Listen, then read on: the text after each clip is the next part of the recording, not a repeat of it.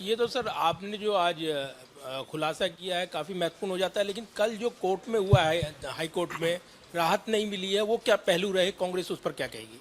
देखिए, ये technical income tax से संबंधित हमारे जो इनकम टैक्स को जो कोर्ट के अंदर जो बेंच देखता है, हम लोग उसके पास में गए और उसने हमारे को वापस एपलेट ट्रिब्यूनल के पास में जाने के लिए भेजा है।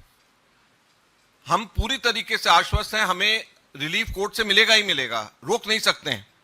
और हम इसके बाद में सुप्रीम कोर्ट जाएंगे क्योंकि कानून हमारे साथ है, हमें हर हालत में रिलीफ मिलेगा। लेकिन जब हमारे को रिलीफ मिलेगा, जब तक के इलेक्शंस खत्म हो गए होंगे। हम सुप्रीम कोर्ट जा रहे हैं। अब आप टाइमिंग देखिए, ऐसे टाइम के ऊपर हर चीज का प्रोसेस होता है। इनकम टैक्स के अंदर भी हमारे को सबसे पहले नोटिस असेसिंग ऑफिसर देगा, उसको चैलेंज उसके नेक्स्ट लेवल पे डिपार्टमेंट में ही करेंगे हम, उसके बाद में हम उसको चैलेंज फिर एपलेट ट्रिब्यूनल में करेंगे, जब जाकर के हम हाई कोर्ट जाएंगे और जब हाई कोर्ट के बाद में फिर हम सुप्रीम कोर्ट जाएंगे। ये पूरा हमारा एक लीगल एक प्रोसेस होता है जिसको हम बाईपास नहीं कर सकते। हम सीधे अगर सुप्रीम कोर्ट चले जाएं, सुप्रीम कोर्ट कहेगा आपने असेसिंग ऑफिसर को, प्रिंसिपल आईटी को आपने क्या चैलेंज किया, आपने प्रिंसिपल आईटी को क्या सीआईटी के आपने चैलेंज किया, फिर आईटीएटी चैलेंज किया। तो ये सारी प्रोसेस सबको मालूम है कि अल्टीमेटली हमें रिलीफ मिलना ही मिलना है, क्योंकि ये गलत है, ये हो ही नहीं सकता। लेकिन जब तक के चुनाव निकल जाएगा और डेमोक्रेसी खत्म हो जाएगी, उस टाइम के ऊपर कौन इन सब चीजों को देखेगा? ये हमारा कहना है। ये बड़ा स्पष्ट, हमने आपको बड़ा स्पष्ट दो चीजें बताई कि हमसे अननेसेसरी डिमांड हमारे से रेस किया जा रहा है, और दूसरा हमने कहा कि बीजेपी खुद एट डिफॉल्ट है और उसको एकदम से साफ छोड़ा जा रहा है। सिर्फ कांग्रेस पार्टी क्यों ऐसी चुनी जा रही है जिसको पिनलाइज किया जा रहा है? और मैं आपको और एक बताना चाहूंगा, 1993-94 का आप लोग पता कराएं, कुछ और ऑपोजिशन पार्टी को भी नोटिसेज आए। 93-94 के कुछ और ऑपोजिशन पार्टीज को भी नोटिसेज आने शुरू हो गए हैं, जो कि बीजेपी के ऑपोजिशन पार्टीज।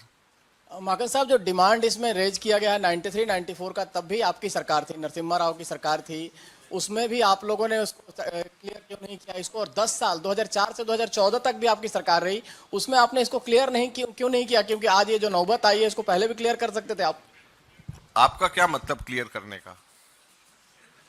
नहीं, क्लियर करने का क्या मतलब है, मेरे को समझ में नहीं आया। जो डिमांड रेज किया गया आपके tax department, income tax department की तरफ से, क्या लगता है कि हम लोग क्लियर नहीं करते? हम अपने इनकम टैक्स का, हम अपनी असेसमेंट हम लोग देते हैं तो क्लियर होता है।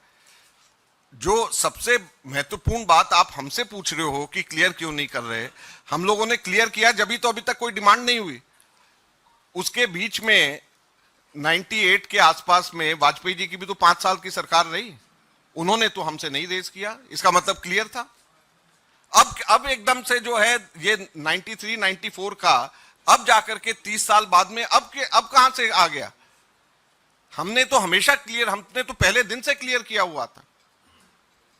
ऐसे नोटिसों से हमें हमारे मनोबल पर कोई असर नहीं होगा। हमारा चुनाव प्रचार चलता रहेगा।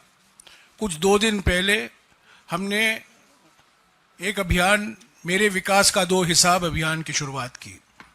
3 तारीख को घर घर गारंटी कार्यक्रम शुरू होगा। तो इस पर कोई शक नहीं होना चाहिए कि ऐसे नोटिसों से जो अभी हम गुजर रहे हैं, जो नोटिस आफ्टर नोटिस आ रहा है, सीताराम केसरी जी के ज़माने के नोटिस आए हैं, उसके पहले उमाशंकर दीक्षित के ज़माने के नोटिस आएंगे, और हम इंतज़ार कर रहे हैं जमनालाल बजाज जो कोषाध्यक्ष जी थे जब महात्मा गांधी नेतृत्व करते थे, जमनालाल बजाज के समय के भी नोटिस हमें आएंगे, हम उसका इंतज़ार कर रहे हैं। पर हमारे मनोबल पर इसका कोई असर नहीं होने वाला है। हमारा चुनाव प्रचार चलता रहेगा, हम और आक्रामक होंगे, हम डरने वाले नहीं हैं, क्योंकि जो डरा रहे हैं वो खुद डरे हुए हैं। क्या अकाउंट में इतना पैसा भी नहीं है कि 1800 करोड़ रुपया दे सकते हैं? आपको मालूम है 1800 कितना होता है? 1800 रुपया नहीं है, 1800 करोड़ है।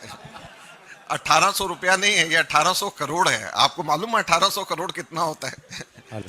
हमारे पूरे इलेक्शंस का, पिछले बार का 2019 का पूरे इलेक्शंस का हमारा 800 करोड़ का खर्चा था, पूरे इलेक्शंस का। तो 1800 करोड़ उतना होता है।